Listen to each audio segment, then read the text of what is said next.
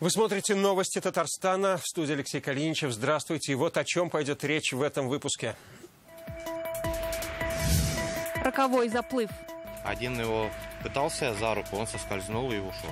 Тело 13-летнего мальчика нашли в 300 метрах от берега в Мамадышском районе. В причинах трагедии разбиралась Наталья Мезина. 44 правила безопасного общепита.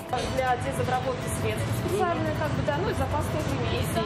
Здесь тоже. Какие нарушения Роспотребнадзор Республики чаще всего выявляет в кафе и ресторанах Казани, знает Сергей Хайдаров. Мог остаться без руки. Рука практически была оторвана, висела на кожном лоскуте. Как жителю Мариэл в РКБ буквально по крупицам собрали руку, расскажет Вероника Гайнудинова. Мурабу, венценосные журавли и каврские вороны. Мне нравится запах.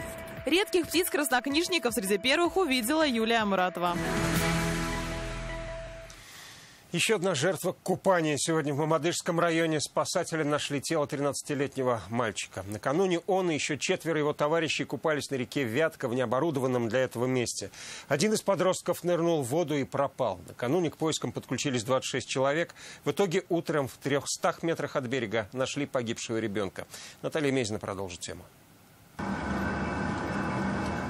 Живым последний раз своего сына она видела практически сутки назад. Он, как обычно, ушел купаться на Вятку, и вот сегодня, спустя 12 часов поисков, спасатели извлекли на берег безжизненное тело ребенка.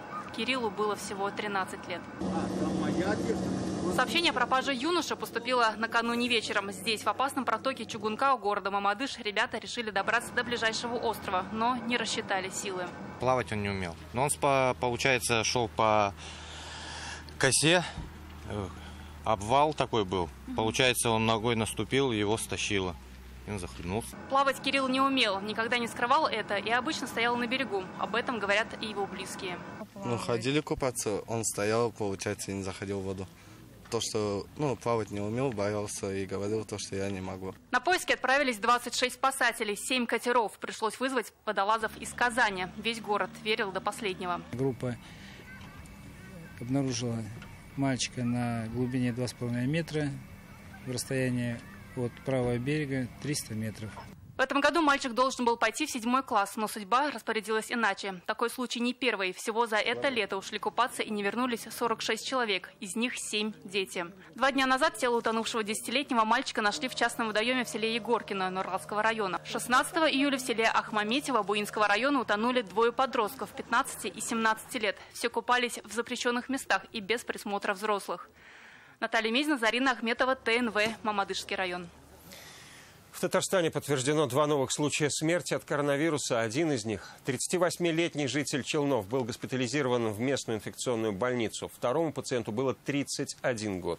Он находился во временном инфекционном госпитале на базе РКБ. То, что причиной смертей COVID-19 стал, подтвердила экспертиза. Таким образом, общее число скончавшихся от коронавируса в республике 31 человек. Столько же, 31 новый случай заражения зафиксирован за последние сутки.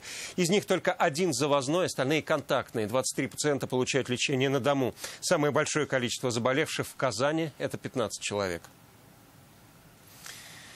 В Татарстане женщины болеют коронавирусом чаще мужчин на 8%. Об этом сегодня сообщил заместитель министра здравоохранения Республики Владимир Жаворонков.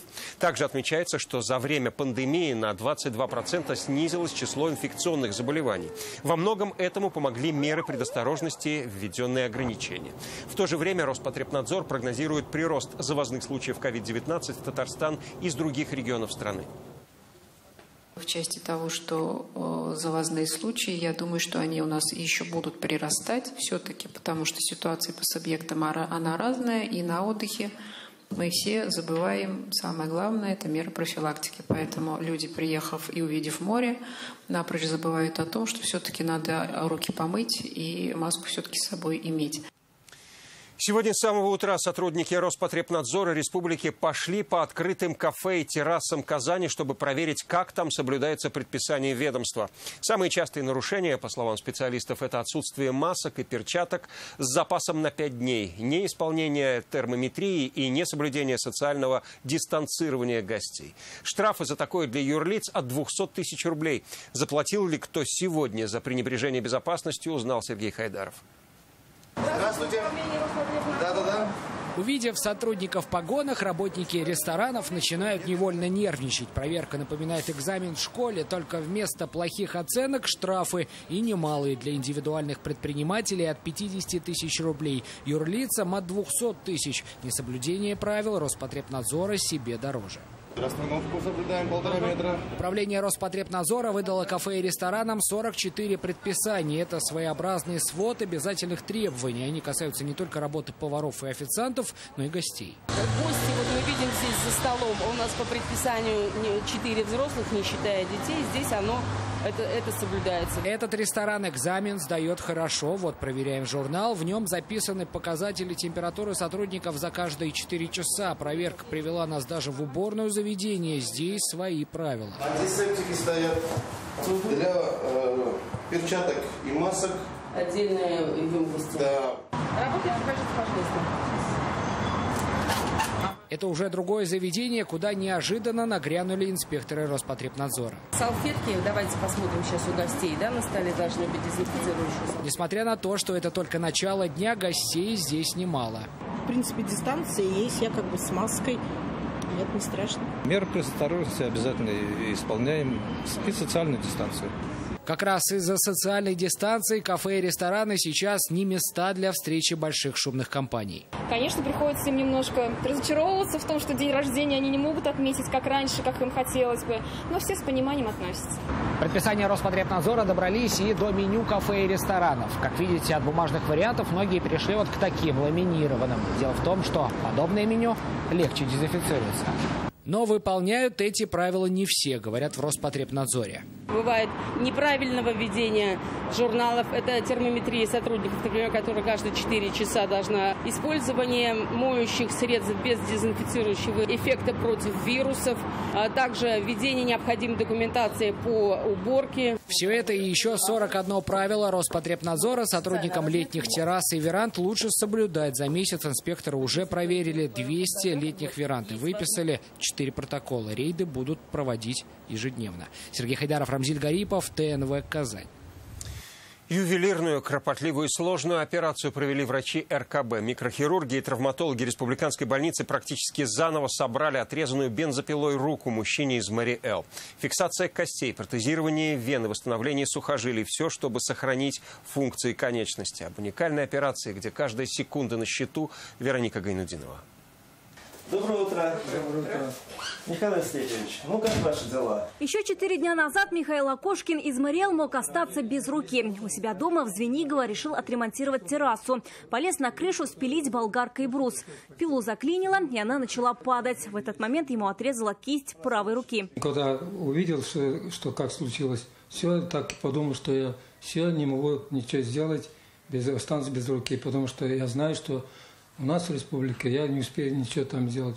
Они бы уже отрезали этот огрызок. Первую помощь оказали в Звениговской ЦРБ. Но сохранить руку смогли татарстанские врачи в РКБ. За 6 часов из Мэри-Эл пенсионера доставили в Казань. Задержались бы на час, инвалидности было бы не избежать. Успели и сразу на операционный стол. 5 часов травматологи, сосудистый хирург и микрохирург собирали руку заново. Рука практически была оторвана, висела на кожном лоскуте. Повреждены были все структуры, кость, все нервы, все сосуды.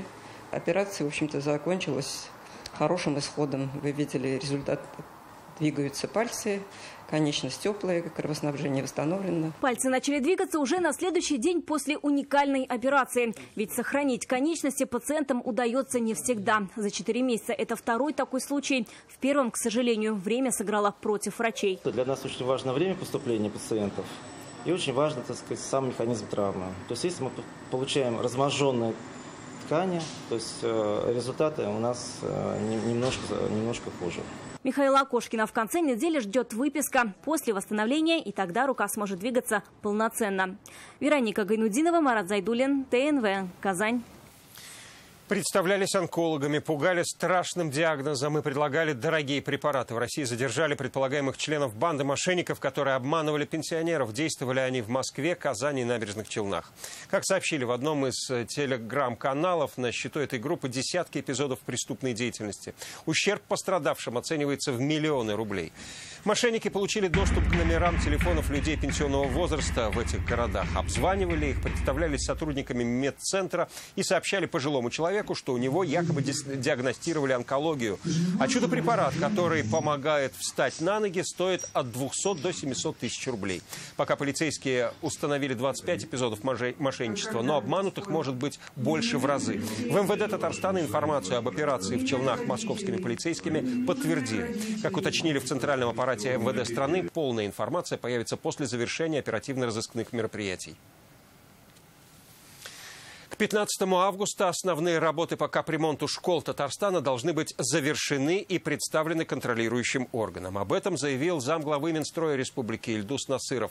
В этом году работы проводятся в 36 образовательных учреждениях. На эти цели направлено более 3 миллиардов рублей. Готовность объектов в среднем составляет 68%. К 1 сентября школы должны быть готовы для того, чтобы принять детей.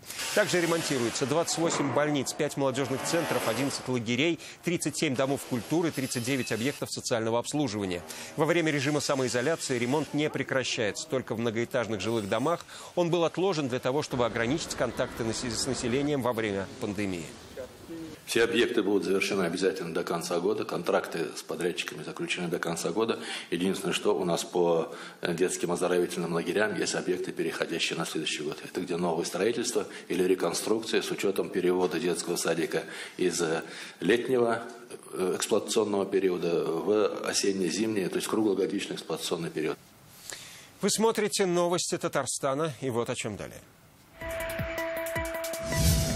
Финальная проверка на прочность. Я как пришла в аудиторию, у меня руки трясутся, я такая, так, все, собралась. По всей России школьники сдают последний ЕГЭ по иностранному языку. Как с волнением справились 2000 выпускников Татарстана, подробности у Натальи Мезиной. Мурабу, венценосные журавли и каврские вороны. Мне нравится запах. Редких птиц-краснокнижников среди первых увидела Юлия Муратова. Разработки университета Иннополис Росреестр будет использовать при оцифровке земли. Сегодня с проектами татарстанских айтишников познакомили главу Росреестра Олега Скуфинского. Это комплексная система дистанционного мониторинга хозяйственной деятельности всего Приволжского федерального округа, которая помогает отслеживать состояние земель и недвижимости. Напомним, с предложением вузу обсудить вопрос оцифровки данных с Росреестром 9 июля во время своего визита в Иннополис выступил премьер-министр Михаил Мишустин. Что из этого вышло, увидела Зарина Ахметова. Этот дрон – результат работы авиастроительного института и IT-университета. Основное его предназначение – это доставка груза. На себе он может унести примерно 15 килограммов веса. Еще один плюс такой разработки – он может спокойно преодолеть расстояние в 200 километров, а значит помочь специалистам в картографии. Все беспилотные летательные аппараты могут быть применены для этих целей. А, например, если мы используем гибридную систему, которая способна летать на высокой скорости, и заниматься картографией, то мы можем значительно ускорить картографирования местности. Этот и другие проекты университета помогут упростить работу кадастровым инженерам. О том, как сделать IT неотъемлемой частью работы Росреестра, говорили на закрытом совещании в Иннополисе. Основной шаг к сотрудничеству уже сделан. Это комплексная система, которая позволяет на расстоянии мониторить все действия по земельным вопросам в ПФО. Пилотные регионы Самара, Нижний Новгород и Татарстан. Мы познакомились с той работой, которая была сделана в течение года. Определили те задачи, можно сказать, проблемы, задачи, которые сегодня существуют. И мы планируем в течение 2 недель подготовить план по формированию тех сервисов, которые предполагает этот проект. Сервисы, которые представил Татарстан, помогут повысить эффективность работы как с землями сельхозназначения, лесного фонда, так и с объектами недвижимости. В конце года разработку проекта планируют завершить. Откровенно поговорили о том, какие есть проблемы с точки зрения внедрения. Для того, чтобы эффективно управляли территориями, землей, чтобы был оперативный мониторинг, чтобы мы видели все нарушения и максимально быстро на него реагировали. Впереди не просто новые проекты, сотрудничество 2 отраслей и нескольких регионов. Это результат результат предложений по цифровизации недвижимости, которые в начале июля озвучил Михаил Мишустин во время своего визита в Наукоград. В течение ближайших 2 недель работа специалистов продолжится. К ним присоединятся представители Роскосмоса и Роскартографии. Зарина Ахметова, Марат Зайдуллин, ТНВ, Иннополис. Более 2000 татарстанских выпускников сегодня сдали последний ЕГЭ. Это уже вторая часть экзамена по иностранному языку – устная. Первая, письменная, прошла в понедельник. Из языков самым популярным у школьников стал английский, есть еще немецкий, французский, а вот сдать испанский решился только один человек. Результаты выпускники узнают только через 2 недели, но итоги по географии, русскому, литературе и информатике уже известны. Все остальное позади. Вот я надеюсь, что все будет успешно. Я постаралась отдохнуть, пораньше легла спать и с хорошим настроением отправилась на экзамен. С отличным настроением к отличным результатам. Настоящий живой коридор из 180 школьников сегодня идет в одном направлении – сдавать последний ЕГЭ по иностранному языку. Маски, перчатки и социальная дистанция для многих уже привычно, но некоторых все же заставляет понервничать. Честно, именно английский нет, а предыдущие экзамены пугали. То же самое русский, математика. Паспорт в открытом виде, пожалуйста.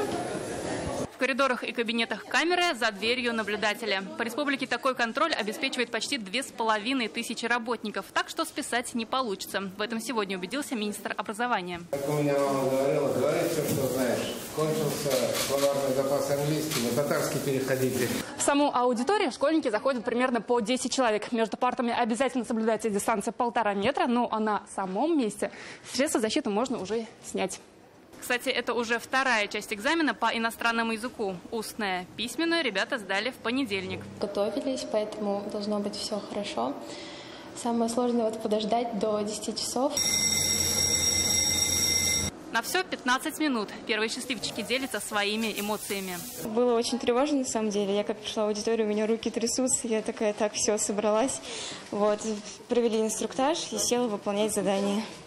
Не знаю, я переживаю очень сильно за результат. Вроде бы все ответила как надо. Оценки выпускники узнают через 2 недели. Зато первые результаты прошедших ЕГЭ однозначно радуют.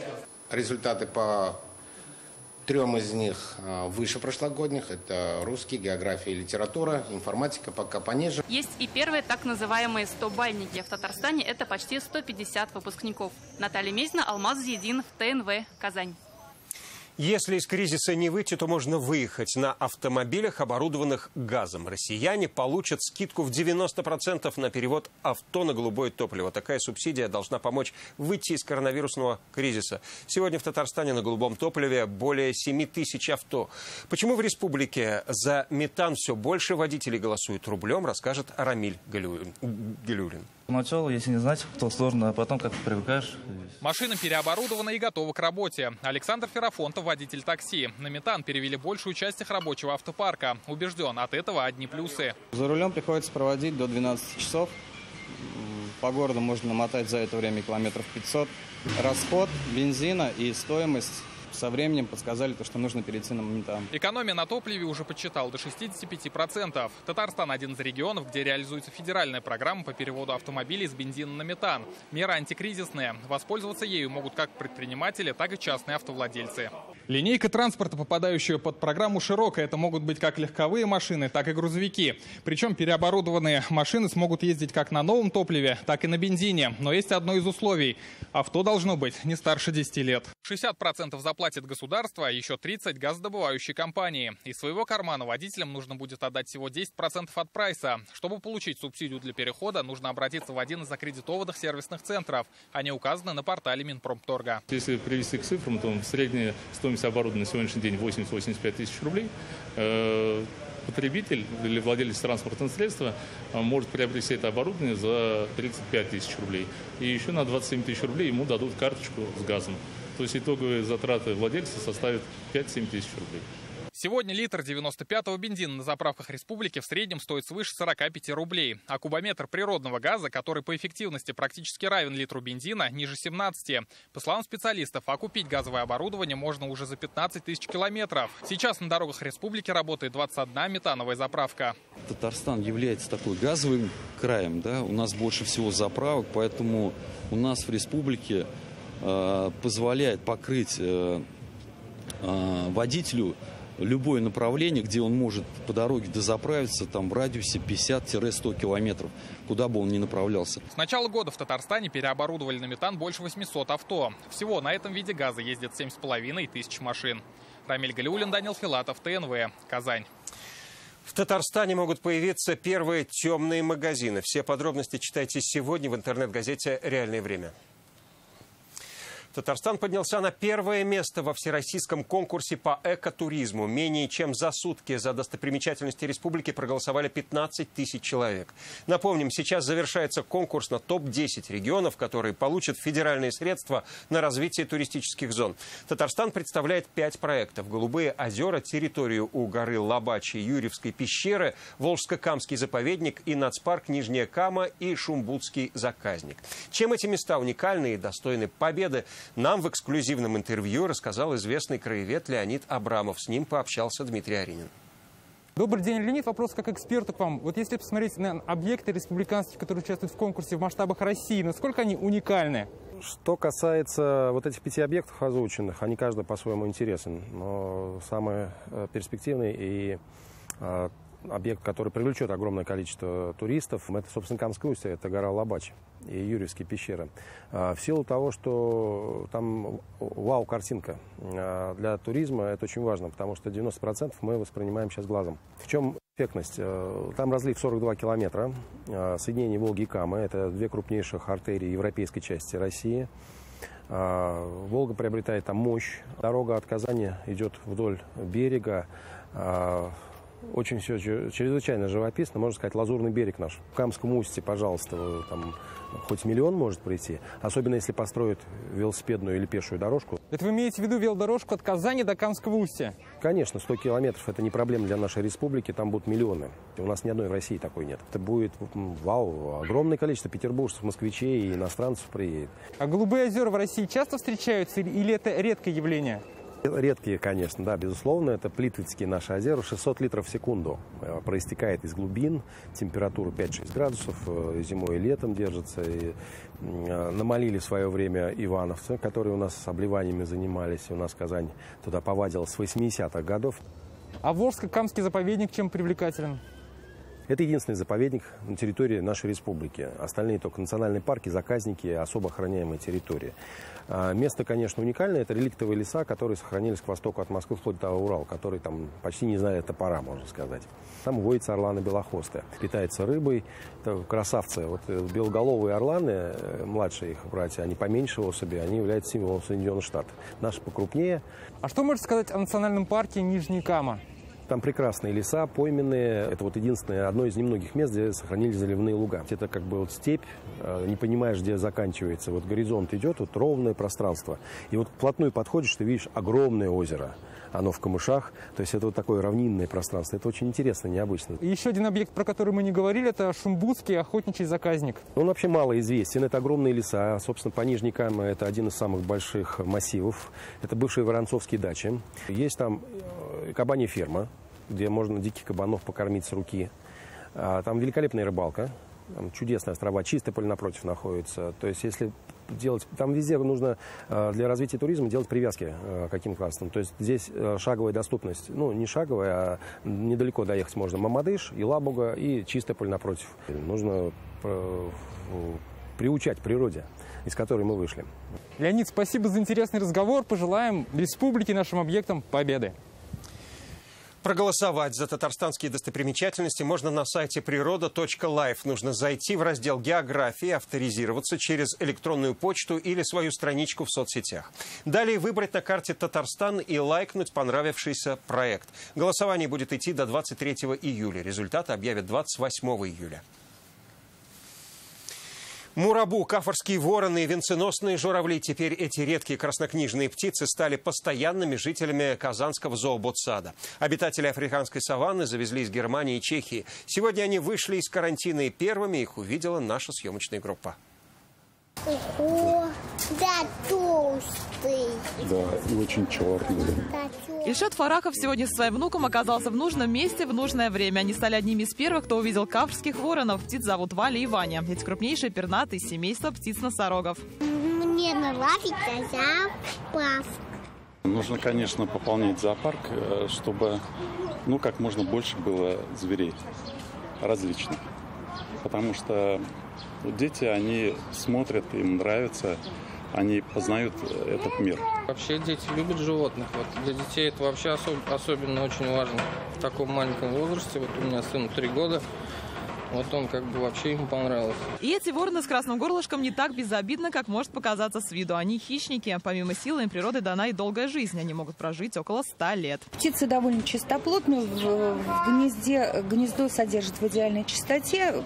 Ежедневно самочка вылетает прихорашиваться и приводить себя в порядок. Сейчас зоопарки привыкают к новому дому, и журавли, внесенные в Красную книгу. Золотистую корону из перьев их называют венценосными. Они могут подняться в высоту до 10 километров. Они огромные. Чаще всего меньше видел.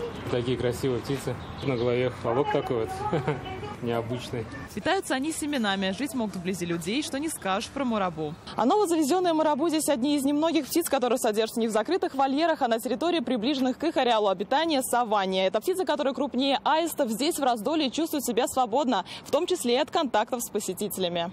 Марабу относится к семейству аистовых. Отличительная особенность этих птиц – это то, что они не вытягивают шею, как аисты, а наоборот втягивают в плечи. Увидеть новых жителей зообатсада может каждый. Сейчас в планах доставить сюда зебру, слона и жирафа. Юлия Муратова, Вадим Ларионов, ТНВ, Казань. В продолжении выпуска о погоде. А у нас пока все. Всего вам доброго и берегите себя.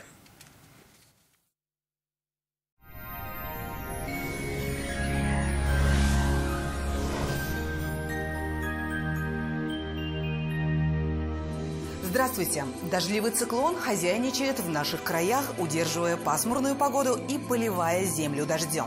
О погоде на 23 июля чуть позже. Компания «Данил Мастер» работает в прежнем режиме с соблюдением всех правил безопасности. Не откладывайте заказ и радуйтесь своей новой кухне или шкафу-купе уже сейчас. Звоните 2-167-166. «Данил Мастер» с заботой о вас. По данным сервиса Яндекс.Погода, четверг. На юго-востоке в Бугульме, Бавлах, Азнакаево переменная облачность, то дождь, то снова солнце, и так целый день. 20 градусов выше нуля. На северо-востоке, в Нижнекамске, Набережных Челнах, Елабуге ожидаются дожди, местами ливневые, днем также плюс 20. На севере Татарстана, в Агрызе, в Менделеевске, Актаныше также пройдут дожди, местами сильные. Температура немного понизилась, 19 градусов с плюсом.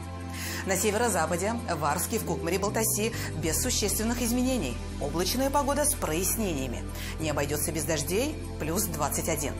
На юго-западе, в Болгаре, в Буинске, Држаном прольются дожди, местами сильные. Температура не изменится, 23 градуса выше нуля. В центральных районах, в Чистополе, в Альметьевске, Мамадыше переменная облачность, будет тепло, но сыро. В пятницу же ожидается передышка в осадках. Умеренно теплая погода сохранится. Федеральная сеть медицинских центров «Доктор Ост». Лечение самых сложных заболеваний позвоночника и суставов без боли и хирургического вмешательства. За 10 лет в 10 городах России врачами клиники отменено более 10 тысяч операций. Мне уже удаляли грыжу позвоночника. Снова направляют на операцию. Что делать? Доктор Ост лечит позвоночник по передовой технологии. Без операции. Грыжа сама начинает втягиваться на место, освобождая пережатый нерв и сосуды. Боль уходит. Возвращается легкость движений. В четверг в Казани облачная погода с прояснениями. Ожидаются дожди, местами ливни. Ночью плюс 15, днем 23 градуса выше нуля. Ветер западный умеренный. Атмосферное давление по-прежнему ниже нормы. 747 миллиметров ртутного столба. Влажность воздуха 75%. В магнитном поле Земли без заметных возмущений. О погоде все. В студии была Лейла Латыпова. Оставайтесь на нашем канале.